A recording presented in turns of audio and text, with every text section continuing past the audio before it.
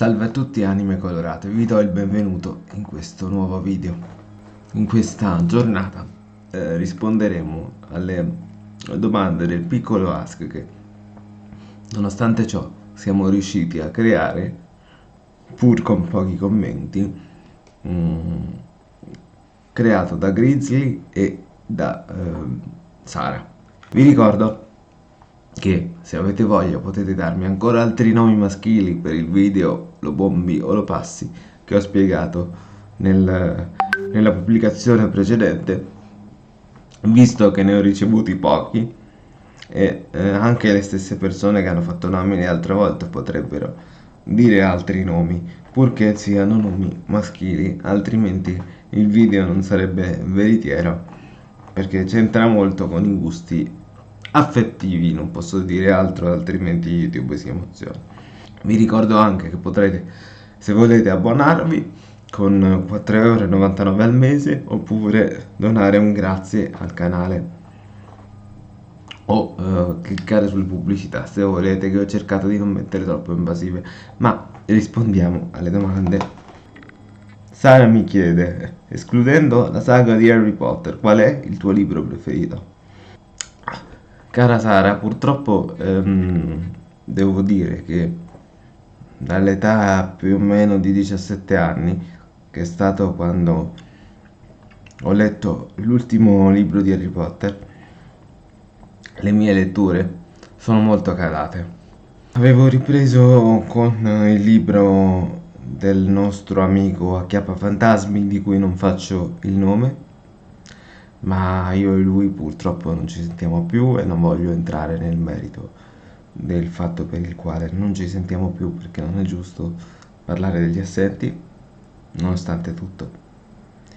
Recentemente mi è stato imprestato un libro sull'intelligenza emotiva che ha a che fare con la formazione da coach che sto facendo, ma trovandomi purtroppo in un periodo molto delicato, di cui forse un giorno vi parlerò, ma devo assicurarmi che sia finito.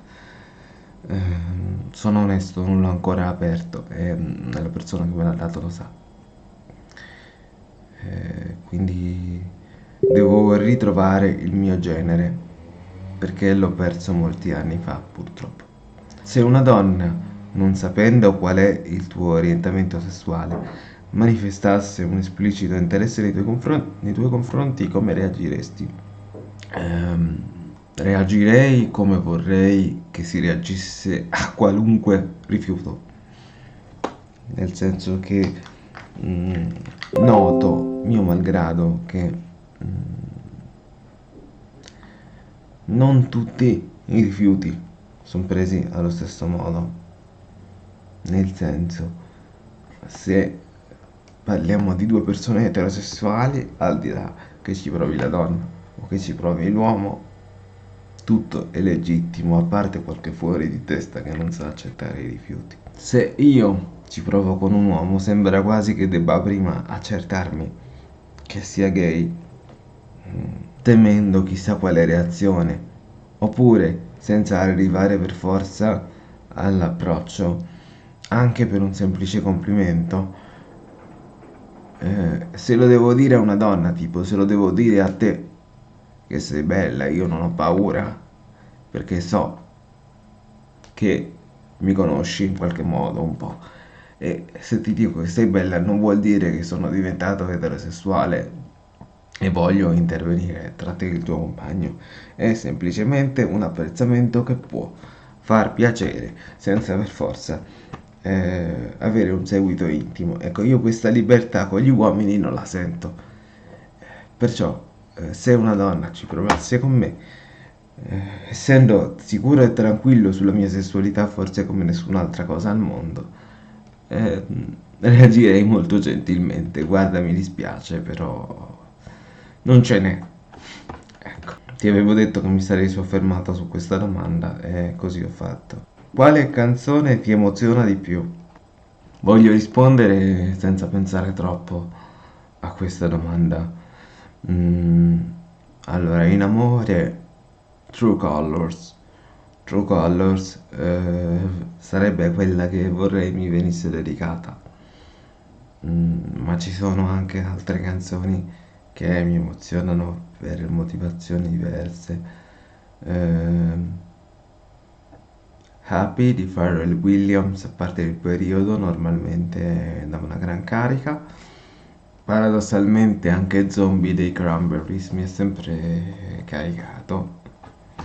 E, mentre invece, cambiando totalmente argomento, c'è Fight Song di Rachel Platten, non so come io abbia pronunciato il cognome, che è stata scritta, se non sbaglio, per le donne con una brutta malattia con la C che credo di non poter nominare, però non c'è quella parola con la C, quindi non sapendo questo particolare della brutta malattia, potrebbe essere stato scritto per qualsiasi tipo di guerriero.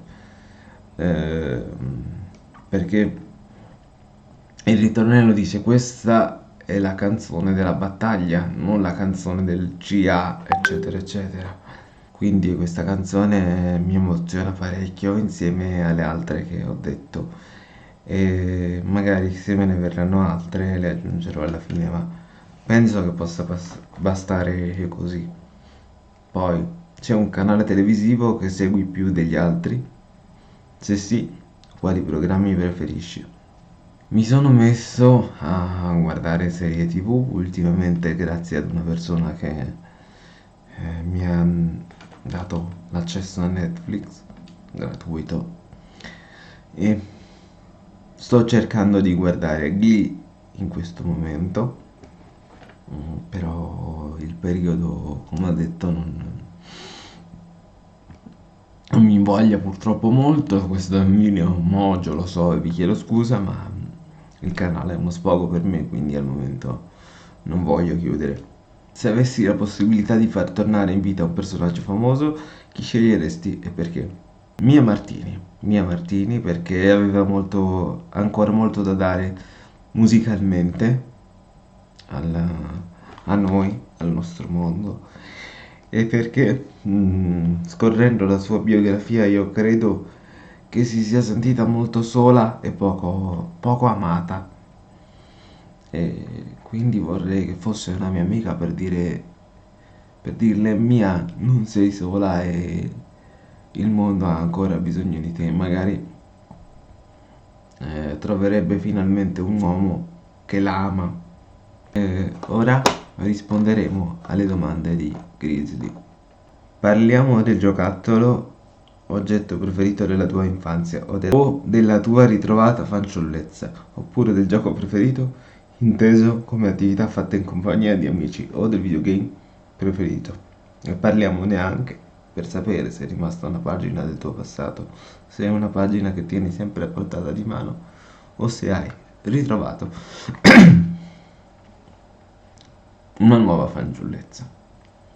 Mm, molto interessante. Allora, quello della mia infanzia era un bambolotto che si chiamava Valentino e in questo momento da solo non saprei come giocarci, magari però se un altro bambino o bambina me lo chiedesse non avrei problemi ad inventarci tipo delle storie sopra. Sicuramente da solo sarebbe un po' poco divertente. Poi, gioco preferito inteso come attività fatta in compagnia di amici. Rigiocherei molto volentieri a Monopoli in compagnia di altri. E questa cosa certamente piacerà sentirla al mio amico Daniele DS3. Dicevo quindi che giocherei tranquillamente a Monopoli perché credo che in questo caso per questo gioco non ci sia un'età, ma basta avere un'idea minima del valore magari dei soldi veri per capire come funziona il gioco e quindi ci si può giocare anche dopo da grandi secondo me. Paure e fobie. C'è qualcosa che ti lascia paralizzato e senza fiato? Ragni, ladri, essere davanti a una telecamera senza nulla da dire. Scherzi a parte, c'è qualche fobia più o meno stupida che vorresti condividere? Oppure Ti è mai capitato di conoscere qualcuno con una fobia che può sembrare stupida, ma magari è invalidante? Dalla claustrofobia alla ippopotomonstrosesquipedalfobia, che non sono manco sicuro si scriva così, passando per paura del buio, dei tuoni, dei clown o dei palloncini. It ai tempi nefasti dei anni, altro che dell'altezza del pubblico di mangiare cetriolini, eccetera. Ho avuto un parente prossimo con una paura estrema delle lucertole, il che se penso al suo carattere mi viene da ridere. Per quanto riguarda fobie mie, non so se possa definirsi una vera e propria fobia, però io lo definisco più un difetto che una fobia. I grandi gruppi di persone che non conosco tendono a mettermi in sincero disagio. Preferisco ad un gruppo dove conosco qualcuno oppure avventurarmi al massimo su uno o due sconosciuti per volta, che è più semplice che tenere testa ai grandi gruppi, a meno che, come rarissimamente è capitato, io non debba proprio parlare, quindi se sono in qualche modo, virgolettiamo, obbligati ad ascoltarmi, è già diverso. E lo sgomitare per farmi ascoltare che non mi piace, mi mette in difficoltà, ecco. Numero 3. Animali domestici sono più le responsabilità del prendersi cura di un essere vivente o le soddisfazioni dell'amore che sanno offrirti o è un giusto equilibrio. Oppure è stato un percorso partito con la consapevolezza delle grandi responsabilità e dell'impegno e piano piano può diventare un rapporto importante e duraturo. Quanti e quali animali hai avuto nella tua vita?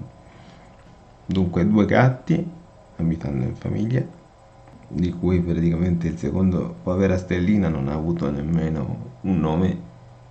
Diciamo che senza entrare nello specifico di questi due gatti, la mia famiglia d'origine non aveva molta cura degli animali.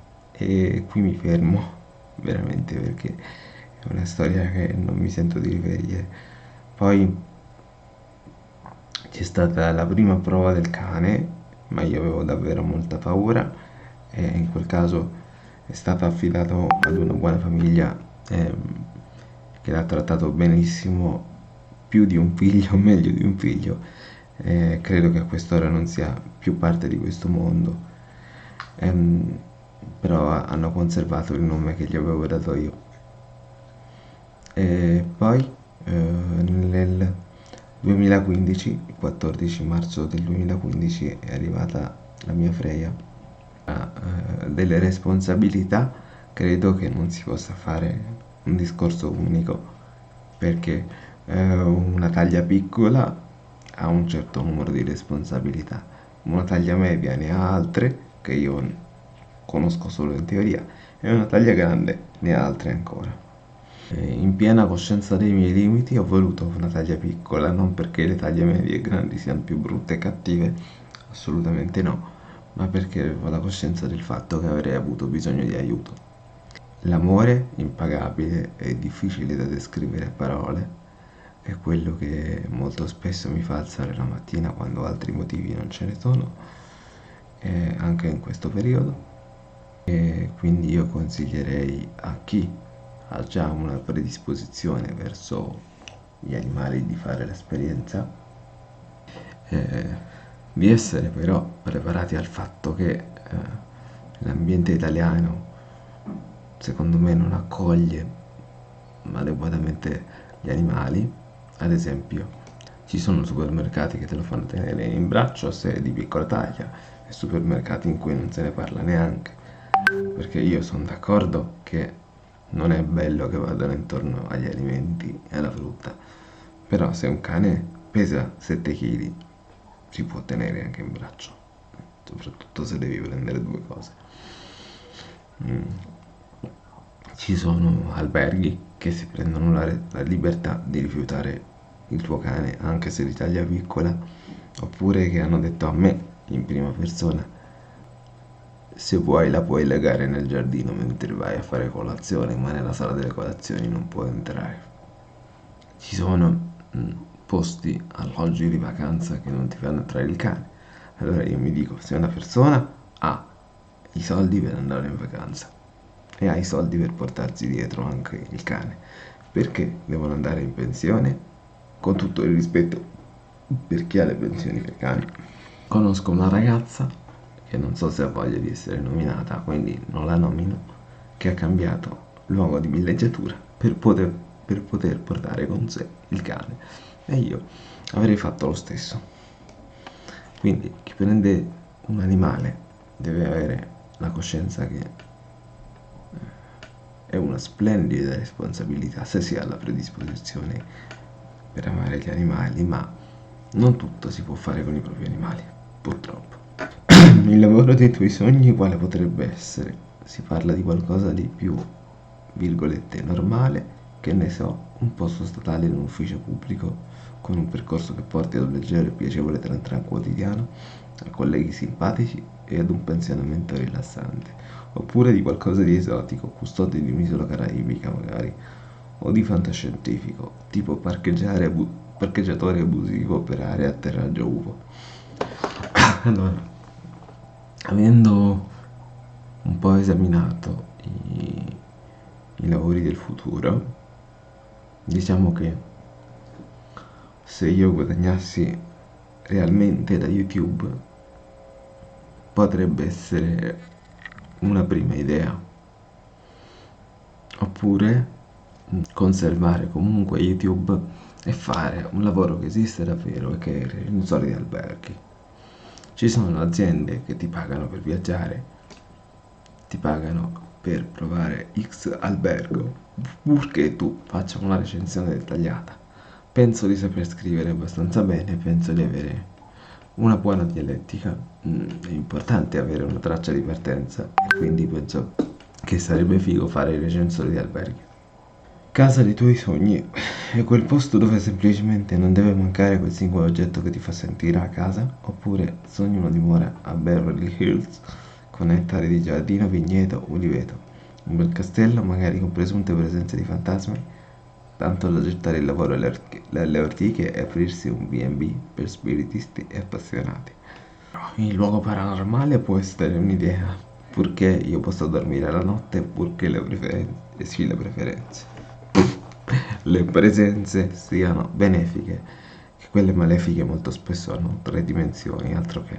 O in alternativa mi viene in mente anche da proporre una bella casa domotica della serie che non devo fare un passo e posso fare molte cose, che so io, alzarmi a letto, cose del genere. Ci sono già le carrozzine che si alzano fino a essere in piedi, ma costano un occhio della testa. Ci sono i dispositivi che si possono collegare ad Alexa, le lampadine e tutto quanto, ma è una spesa. Quindi una bella casa domotica con un giardino, ovviamente, perché sia che si abbiano animali sia che non se ne abbiano, secondo me la casa deve avere il giardino.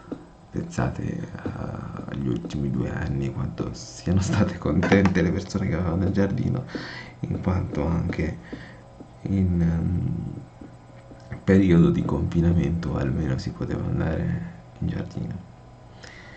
Argomento extra, c'è una scena così in Dylan Dog, un ispettore di polizia in un paesino in campagna discutendo con delle persone di ipotesi di un fantasma in un castelletto locale. A un certo punto ma lei ci crede, dico seriamente, perché mio fratello ha dettato le visi elettriche.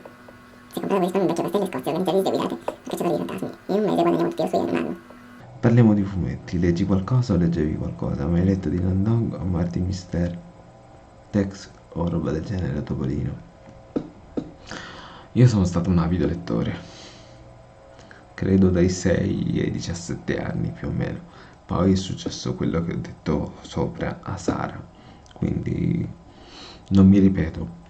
Ecco, anche perché a quest'ora sarà anche venuto un video lunghissimo, io penso, ma mi è piaciuto molto farlo, mi ha dato un po' d'aria che ne avevo bisogno, quindi io spero, caro Grizzly, cara Sara e chiunque altro vedrà questo video e vi sia piaciuto. In caso fosse visto da un non iscritto, iscrivetevi al canale, attivate la campanella per non perdere i prossimi video e noi ci vediamo la prossima volta.